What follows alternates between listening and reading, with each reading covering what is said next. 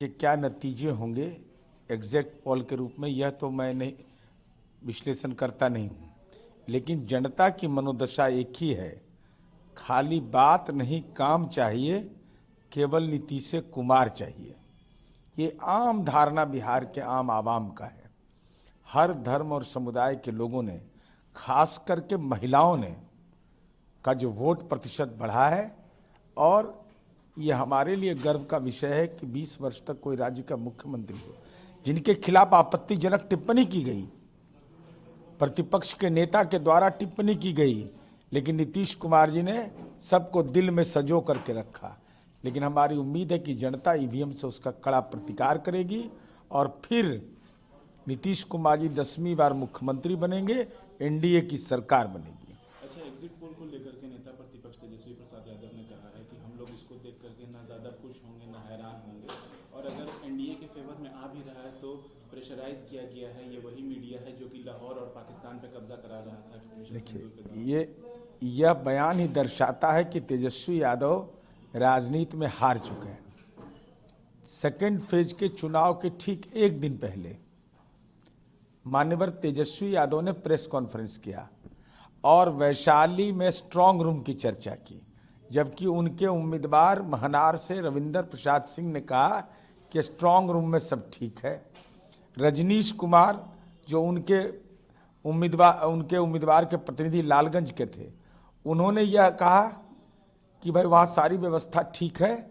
तो इसका मतलब आप भयभीत हो गए, और ये बहुत ही राजनीति में कमजोर है, कच्चा खिलाड़ी हैं।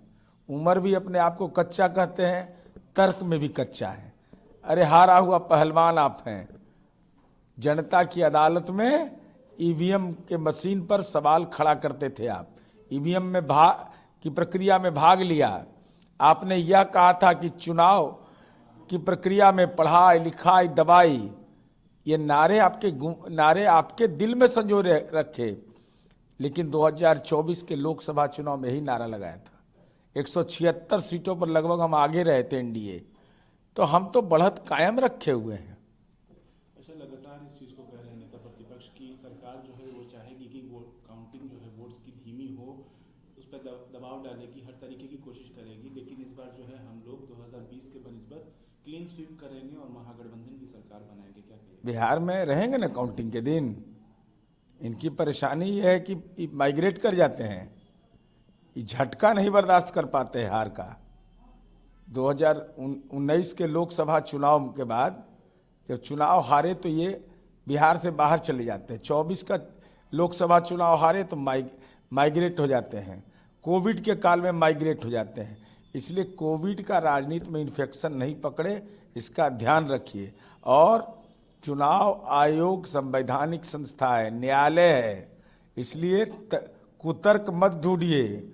जनता का जो भी जनादेश होगा वह महत्वपूर्ण होगा। कह रहे हैं कि 20 में कम मार्जिन से हम लोग बच गए थे क्योंकि गलत तरीके से जो है वोटिंग काउंट की गई थी। 2024 में 4 सीट पर टंग गए थे, तो 4 सीट पर टंग गए थे, कौन टंगा दिया था आपको? 176 सीट पर हम थे, एनडीए गठबंधन आगे था। अरे भाई, जनता का जो जनादेश होगा, बेचैन का है? ट्वीट प्रेस कॉन्फ्रेंस से जनता का जनादेश नहीं पाया जाता है। नकारात्मक बातें कह करके कि विकास नहीं हुआ, बिहार में तनाव है, बिहार बर्बाद आम हो गया, इस ढंग का तर्क न कोई सुनना चाहता है, न पसंद करना चाहता है। इसीलिए हमारी उम्मीद है कि जनता का जनादेश हमको मिलेगा। बिहार शरीफ की नई पहचान Srijan heights by Sai Bodhit private limited, एक premium lifestyle, swimming pool, modern gym, club house, kids play area और टेंपल प्रीमिसेस के साथ वास्तु अनुसार डिजाइन, 24/7 सिक्योरिटी, सीसीटीवी सर्विलांस और 100% पावर बैकअप।